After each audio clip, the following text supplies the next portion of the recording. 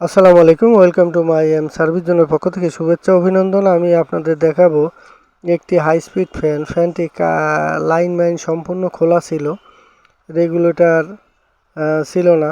তো ফ্যানটি সম্পূর্ণভাবে খুলে রেগুলেটর নতুন একটি কানেকশন দিয়ে, তারপরে ক্যানাপি ফাটা ছিল, ক্যানাপিটা চেঞ্জ করে নতুন আরেকটি ক্যানাপি লাগিয়ে ফ্যানটি পুনরায় আগের মতো চালু করছি।